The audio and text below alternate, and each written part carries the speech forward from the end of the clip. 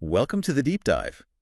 Today we're plunging into something really fascinating and, frankly, a bit unsettling. Internet security. It might actually Yeah. surprise you, but the internet wasn't really built with security baked in from the get-go. No, not at all. It was definitely more of an afterthought. Reaction really to people figuring out how to misuse the early services. So what does that fundamental kind of insecure design mean for us now? Well, it means we're constantly playing catch up, constantly adapting. Today, we're going to unpack some of those key properties you need for secure communication. Things like keeping messages confidential, making sure they arrive intact. The integrity. Exactly, Yeah. integrity and authentication, knowing you're talking to the right entity, and of course, availability, making sure services are actually online when you need them. And then we'll look at how attackers really cleverly twist legitimate internet stuff like DNS and BGP and use things like denial of service to break these It properties. sounds like they're using the system against itself. That's a perfect way to put it, and we'll look at how we're trying to fight back. Okay, so let's dig into that first one. DNS abuse. Attackers using the domain name system to keep their malicious sites online longer. They've basically weaponized techniques that normal websites use for good reasons, like round-robin DNS for balancing load or CDNs for speed. How does that work for them? Well, it leads to something called fast flux service networks, FFSNs. Think of a scam website. Instead of just one IP address, one location. Yeah. It has many, and they change constantly. These IPs aren't even the main servers. They're compromised machines, flex agents acting as proxies. So my request to this scam site goes through one of these agents first. Exactly. It bounces through a flux agent, maybe even a couple of layers of them, to a hidden mothership server where the actual scam lives. Which sounds incredibly difficult to track down. It is, because if one IP address, one flux agent gets blocked. Another one just pops right up, maybe in a totally different network. Precisely. Another one pops up instantly, often in a different autonomous system, a whole different part of the internet's management structure. They really exploit the internet's distributed nature. Wow. Okay, so if they're so good at hiding, how do we even begin to spot these, bad neighborhoods on the internet? Yeah, it's tricky. We have to look for patterns, for signals. There are systems like Fire, for example. They analyze huge amounts of data to find what they call rogue networks. Rogue networks. Yeah, networks that consistently host a high number of malicious IPs and are, well, slow to clean up the abuse when it's reported. It's about reputation over time. Okay, that makes sense. And then there's another approach, like the AceWatch system, which is maybe even more intriguing. It looks at the control plane. The control plane, that's like the internet's traffic management system. Hmm. Routing information. Exactly. It analyzes routing behavior, how networks connect to each other to identify so-called bulletproof networks.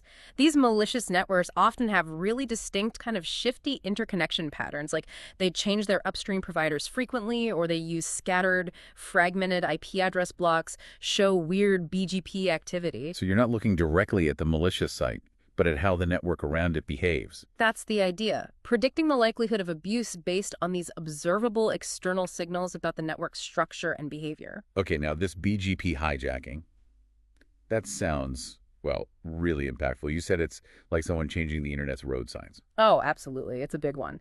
BGP, the Border Gateway Protocol, it's how the major networks, the autonomous systems, tell each other how to reach different parts of the internet. Hijacking means someone illegitimately announces routes like IP address prefixes that they don't actually own. Or they might announce a fake path to a legitimate destination. To do what? Steal data, disrupt things. Both, potentially. Sometimes it's accidental, like the big China telecom incident where they accidentally announced routes for large parts of the U.S. internet. Human error. Ouch. Yeah. But other times it's malicious. It could be targeted to intercept traffic meant for somewhere else, or it could be purely disruptive. Remember that Pakistan telecom incident? Vaguely. They took down YouTube, right? They did. By accidentally announcing a more specific route for YouTube's IP addresses, they essentially created a black hole, sucking in traffic from all over the world meant for YouTube. It lasted for hours. A huge impact from one routing mistake, or potentially a deliberate hijack. Man, so how on earth do you defend against something that fundamental? It sounds like attacking the very map of the internet. It's tough. We have monitoring systems like Artemis that constantly watch BGP updates across the globe, looking for suspicious announcements for anomalies. Okay, so detection is one part. What about stopping it? Mitigation. For mitigation, there are a few techniques. If your prefix gets hijacked, You can fight back by announcing even more specific routes. That's called prefix deaggregation. Ah, like shouting louder with a more precise address. Kinda, yeah. YouTube actually did that during the Pakistan incident to reclaim their traffic. Another way is multiple origin AS, or MOAS, where friendly third-party networks can also start announcing your legitimate prefix to help draw traffic away from the hijacker. So sort of a community defense sometimes. It can be. It's this ongoing cat and mouse game played out on the global routing table. Okay, last big topic. Yeah. Denial of service. DDS. We hear about these huge attacks taking down websites, banks, whatever. How do they actually work? Right. DDS, Distributed Denial of Service. The aim is simple. Overwhelm the target, a server, a network, an application with so much traffic that legitimate users can't get through, Right. it becomes unavailable. And it's distributed because the attack comes from many places at once. Exactly. Attackers use armies of compromised computers, often called slaves or bots, all coordinated to send junk traffic to the victim simultaneously. And crucially, they often use spoofing. Faking their return address, basically. Mm-hmm. They fake the source IP address on the attack packets. This makes it incredibly hard to trace the attack back to the actual attacker, and it also enables the most damaging kind of DDoS reflection and amplification. Ah, the reflectors. You mentioned those earlier. Yes. This is really clever. In a malicious way, the attacker's slaves send small requests to millions of legitimate but misconfigured or just available internet servers, things like DNS servers, NTP servers. These are the reflectors. But the request is spoofed, so the source IP address listed is the victim's IP address. Oh, I see where this is going. Right. So Oh. these millions of reflectors all send their replies, which are often much larger than the initial request, that's the amplification part, back to the victim's address. So the victim gets flooded not by the attacker directly, but by millions of innocent servers sending legitimate-looking replies. Precisely. It's like, as the analogy goes, calling millions of pizza places, giving your neighbor's address, and asking for the largest pizza they have. Your neighbor gets buried in pizza deliveries they never asked for. That's a great analogy. Yay. Okay, so faced with this kind of overwhelming flood, what defenses do we have? Well, there are specialized traffic scrubbing services. Yeah. You route your traffic through them, and they have the capacity and the intelligence to filter out the bad DDoS traffic before it reaches you. Expensive, I imagine. Can be, yeah. Networks can also use access control lists, ACL filters, right at their borders to drop, obviously, malicious traffic.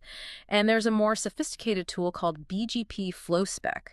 This allows network operators to quickly distribute very specific filtering rules across networks, like drop all traffic coming from this source to this destination on this specific port, or drop packets of this unusual length. It's more granular. Okay. But a very common and powerful defense, especially for just massive volume attacks, is something called BGP black holing. Black hole. Sounds ominous. It kind of is. Essentially, the victim's network asks its upstream providers, via BGP, to just drop all traffic destined for the targeted IP address. Send it to a null route, a dead end. So it stops the attack traffic from even reaching the victim's network border. Yes, it pushes the traffic drop point further out into the internet, closer to the sources, protecting the victim's own infrastructure. Hang on. You said it drops all traffic? Good and bad. Absolutely. And that is its biggest drawback. Massive collateral damage. So if my web server on port 80 is being attacked, but the attack is mostly hitting, say, some obscure port like 11.12.11, black holing drops my web traffic too. Correct. It drops everything destined for that IP address, regardless of port or whether it's attack traffic or legitimate customer traffic. Your service at that IP address becomes completely unreachable for everyone. Wow. So it stops the attack, but at the cost of taking yourself completely offline. Exactly. It's effective against huge floods that threaten to overwhelm infrastructure, but it's a very blunt instrument. You sacrifice all connectivity for that target. So, stepping back, what does all this mean for you listening, trying to navigate this increasingly digital world? We've seen how the internet's foundations, laid without security as a primary concern, have led us into this constant dynamic battle. It's pretty clear. Yeah. From these super fast DNS changes, hiding malicious sites, to global routing hijacks, rerouting traffic, and these overwhelming DDS floods. The ingenuity of attackers is, well, it's constantly being met by engineers trying to defend and outmaneuver them. It really underscores that knowing something about this underlying infrastructure, it's actually key to understanding online safety, even if you're not a network engineer. Knowledge is power here. And while we've touched on some of the current defenses, the FFSNs, the BGP monitoring, black holing, It raises a bigger question, doesn't it? Which is? As the internet keeps evolving, maybe into forms we can't even quite picture today, how do we, as a global community, make sure we build the next generation of infrastructure with security designed in from day one? Instead of always, patching and reacting after the fact. Exactly. How do we avoid repeating the past and finally bake security in right from the start, rather than always playing catch-up? That is definitely something to mull over. A question for the future of the internet itself. Uh-huh. Okay, that seems like a good place to leave it for this deep dive. Agreed. Lots to think about.